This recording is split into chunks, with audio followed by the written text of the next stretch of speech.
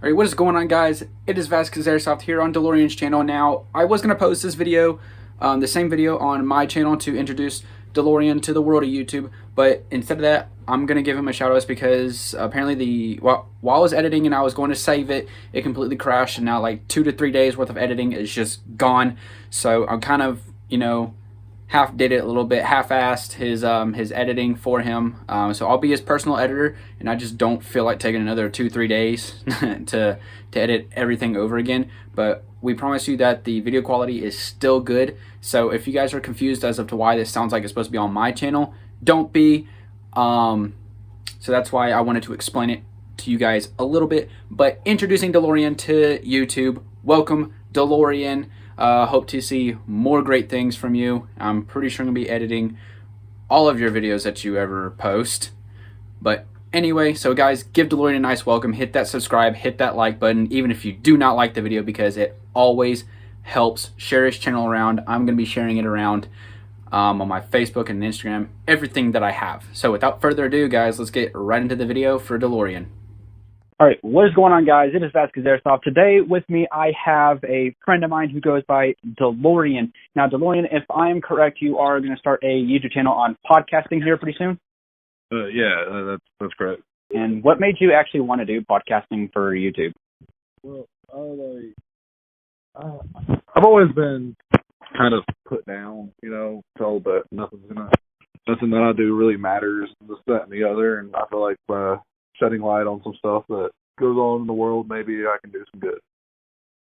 Right, so it's kind of like, explaining and showing your experiences with, let's say, the world, and showing people that if they're going through the same thing, then they have something to look up to be like, oh, then, I can relate to this. Right. That, and for example, a lot of people our age, and that's like 18, 19, 20, we don't really know a lot about what's going on in the world around us, a lot of us, but I feel like with the podcast, we would be able to go and shed some light on some of the stuff, like, for example, like election, stuff like that, certain people's platforms, stuff that's going on in the world, Black Lives Matter riots, stuff like that. Right.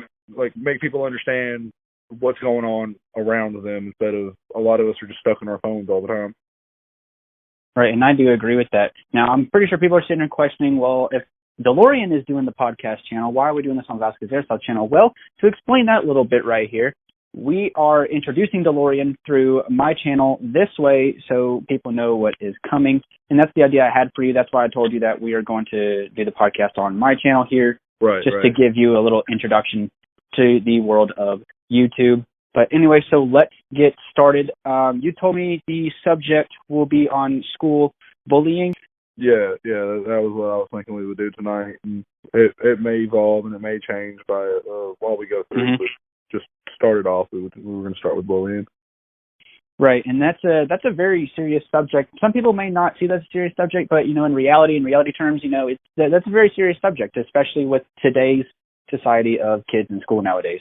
Right. And I know we went to school together, and I know that we've had our share of it, and it's not good. It's not fun.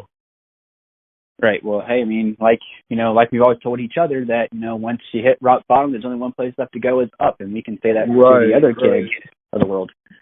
Right. Once you hit rock bottom, you can only go up from there. How do you think, schools, like staff, principals, whatever, how do you think the best way that they could really resolve that issue? Because that is a big issue down in schools nowadays. Right. Well, I know when we went to school, the biggest issue with them solving bullying was the fact that they even realized it was a problem. Right. See, it's hard for them to solve an issue that they don't know is going on.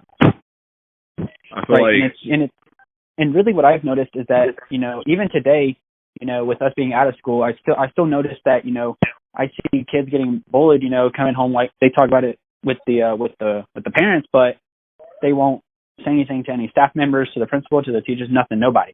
They won't say anything.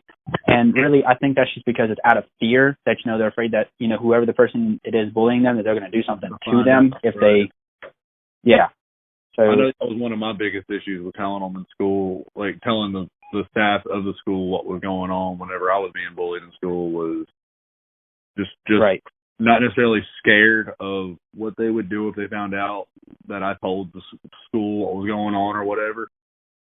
But right, and then that resolves to having to defend myself from it, because I already knew what they were going to do. It was just a matter of having the will to like defend myself from whatever they brought after. Right, and really that ends up with the child that's being bullied, the victim. That really ends up with them going home and either A, keeping it quiet to themselves, or B, they keep it quiet and then they start cutting themselves or whatever. And that's that's something that I'm pretty sure parents don't want their children to be doing. Right. But like I said, most kids, they'll go to their parents about it, and then they'll ask them, why didn't you tell a staff member? And then they don't have an answer for that. But when the ones that don't, they're probably cutting themselves or doing something they're not supposed to be doing, getting into drugs, getting into smoking pot, whatever. But which like I said, I mean that's a big issue. But how do you think bullying starts? Like, why would a child really would want to bully? In your opinion, why do you think that? Why would they want to be a bully? Mm-hmm. Well, from a psychological standpoint, typically it comes from either them having some kind of home issues that they're having to deal with, but they don't know how to deal with, so they try to make everybody feel as weak and as powerless as they do at home, at school. Right. But a lot of times there's more to it than just that. I don't know how to explain it, but a lot of times people will have this mentality of if I can't be happy, nobody will be happy, Right. And deep down they're hurt and they're depressed. Right. I agree with you on that 100%. I mean, I really feel like it's mostly what goes on at home that nobody knows about. And that's another thing, especially it's the same thing with the victims. The ones that are being bullied, they don't say anything to any staff members. Well, if there's something going on at home, and that's, like let's say physical abuse or even verbal abuse going on at home, I still feel like that kid should go to a staff member, principal, counselor, whoever they feel comfortable with, and go and speak to that one person, because, a school will deal with that, especially the school boards. When the school boards get involved, they'll deal with that. And if it's proven that the child is being physically abused, for an example, they'll be taken out of that home and, be put somewhere where they're safe and where they can be happy. Right. Now, you said that Go ahead. You said that you had experience of bullying yourself when you were in school. Do you mind explaining a little bit of that?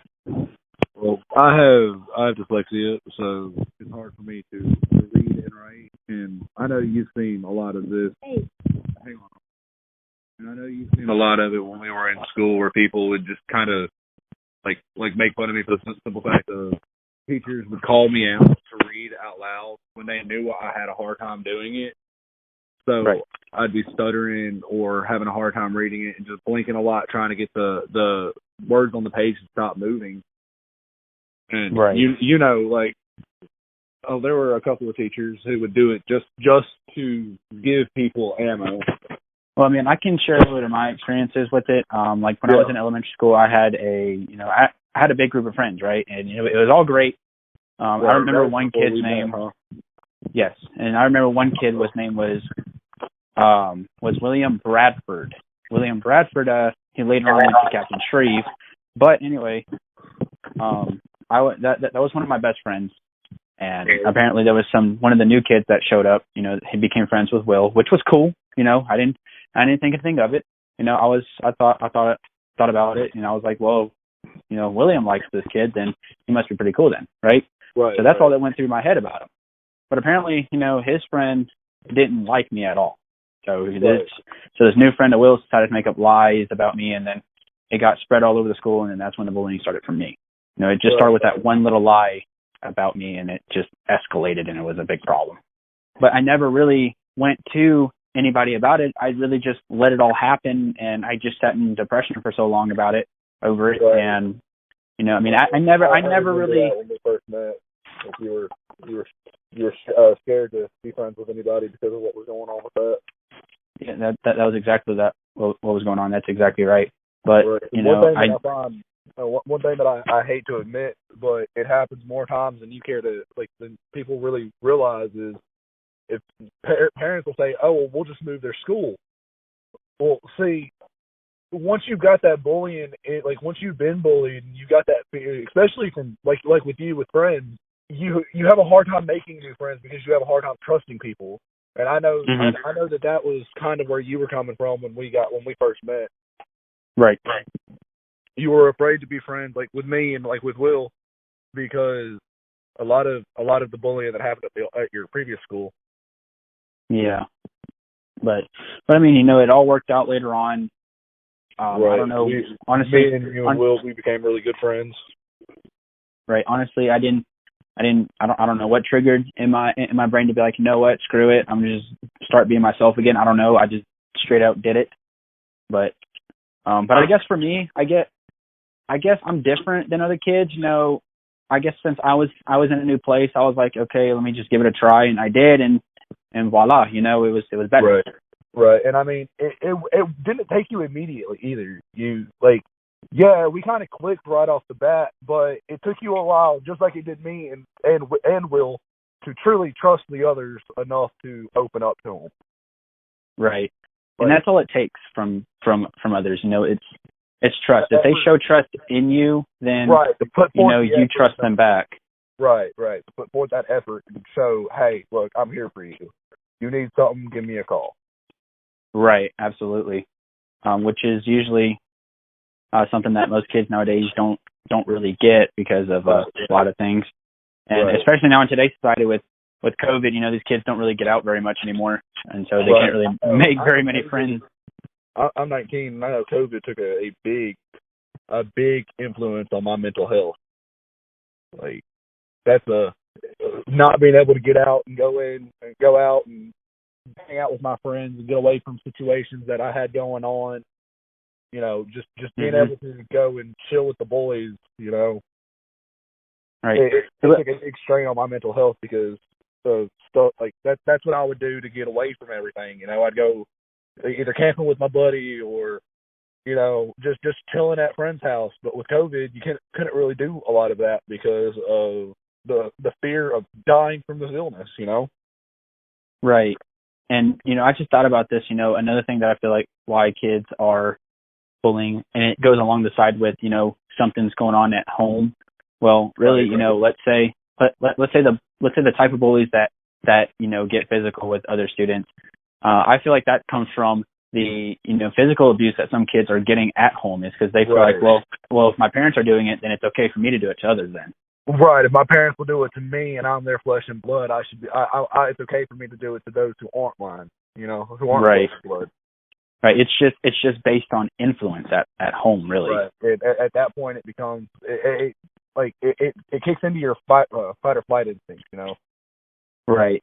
And that's I hate to admit it, but I'm a victim of the situation where you've been bullied, so you turn to drugs, and you turn to alcohol, and you turn to cigarettes, and this, that, and the other, anything to make the pain go away for a short time, and that's all it does. Yeah, it may make the pain go away, but as soon as that high wears off or that buzz wears off, you're right back where you were before it happened. Right. And I don't know about you, but I can speak from experience because I've done it. Like, don't go down that road because it doesn't do anything good for you. It just makes it harder on you because you get away from it for a few minutes, but once you come off that high or once you come down from that buzz from the alcohol or the drugs or the weed or the cigarettes, whatever it was, like luckily for me, I was smart enough to know, okay, I smoked pot a lot, like that. Mm-hmm. But I was smart enough to know that when the high the weed high didn't work anymore, not to look for something stronger, not to go for say meth or heroin or something stronger because I could have easily found that. The people who I got my pot from did the same, like sold all of it. They had everything, all the way down from all the way from weed to heroin at any given time. But I was smart enough to know not to go for something stronger and not to use weed like everybody says it is as a gateway drug. Not to use it in that sense, you know? Right. But there's a lot of people out there that they feel like that's their only chance, that's their only choice, is to use it as a gateway drug. And then once that's not good enough, to move on and so forth and so on until they're hooked on everything under the sun. Right. Now, even after explaining all of that, do you yourself personally, do you think that you are a better person today even after all of that, the bullying and then going into, you know, all the smoking and all the drugs and stuff? I'd say not necessarily because of the drugs and the other stuff. However, the drugs and the other stuff have given me a testimony that I can share with others. But yeah, I do feel like I'm a better person now because I was bullied. And I know that sounds weird and like completely flip from what we're trying to talk about. But yeah, because I was bullied, I feel like I'm a better person because I know how it feels, so I know that I would never do it to somebody else intentionally, if that makes sense. Like, it may happen unintentionally, but once it's brought to my attention that that's what's happening, I stop because I've been there and I don't want to make anybody else feel the way that I feel. Right. You know, I've been in that situation where you feel like your only way out is suicide, and it's not okay, and it's not a good mindset to be in. See, now with that being said, that ending part about the suicidal, because going back to the part about where we said, you know, kids keep it, you know, closed off, especially from parents sometimes about, you know, what's going on at school. Some of them end up committing suicide. If you had anything to say to the parents of the world, not knowing what's going on, or, you know, they have a suspicion that something's going on, what kind of message would you give to these parents today? If you have a feeling like something's going on with your child, ask them about it.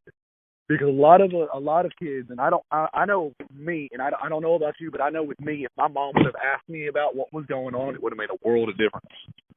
Right. I was the kid who I didn't want to tell anybody because I don't want to be a burden on nobody, and I felt like that would be causing a burden on them that they didn't need. Right. You know, but if you come to the kid and ask, hey, what's going on, man? I've noticed some changes, and I don't like it. I want to find out what's going on. You know, right. In our minds, you're coming to us.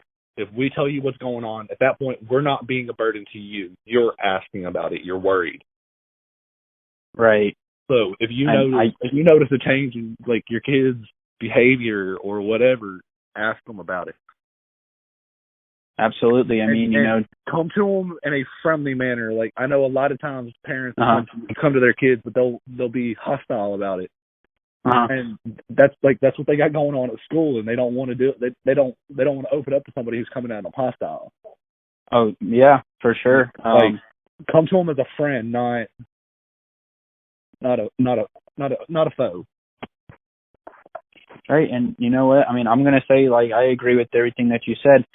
I mean, if there's, you know, just even a tiny little sign of struggle going on with the child, you know, parents should really just keep their kids close, and just figure out what's going on. It's because, you know, if there's even one little suspicion, there's definitely something going on. Right. Well, not necessarily definitely. I agree with what you said to an extent. I don't necessarily think there's definitely something going on, but it does need to be looked into and made for sure that there isn't anything going on. Right. So basically, the point of it is that, you know, for the parents, just always keep your kids close because you never know what's going on. It's because you don't want to be that parent that has the child commit suicide because they were being bullied at school or something else of that nature. Right. And another thing I'd like to say is not only parents, but friends. If you have a friend and you notice something's going on with them and their behavior's changing and their mentality's changing and there seems to be no reason behind it, ask them. Ask them, hey, what's going on? But like same way with the parents, don't come at them hostile. Come at them from the aspect of, hey, I'm your friend. I've known you for a while. Something seems off, man. Just talk to me. You know. Right. That one person that can do that really makes a difference. It does a number on a person, especially a child. Right. and with it happening, doesn't necessarily have to be parents that find out what's going on. uh, If you're a friend and you come to them and you ask, "Hey, man, what's going on?" and they open up to you, right, that's the doorway for either the parents or the schoolway to go through to work through you and take care of what's going on with them. You know, right, if they won't open up to, say they won't open up to their parents, but they'll open up to you, relay the message. Even if they say not to relay the message, they're asking. If they open up to you, they're asking for help, whether they realize it or not. right. And I've been in that place where I didn't think I was asking for help, but turns out, looking back now, I realized I was asking for help unwillingly. You know, I was hoping that they would relay the message, and a lot of times, like for example, you and Will, a lot of times y'all would relay the message, and I wouldn't even realize it until months later when situations had changed, and I'm like, well, hang on, what made that change? You know? Yeah. And I think back, well, my mom did something about it, and I'm like, how did she find out? And then it would click with me. Justin and Will, one of them took care of it. You know, one of them told my mom, and that gave her the situation. That gave her the insight into the situation to be able to go forth and do something about it. You know. Right. Absolutely. Now, before we end this off, what would you say to the kids today, especially to the ones that are being bullied? You know, what would you advise for them? Like, I would say, don't hide it. Don't keep it in.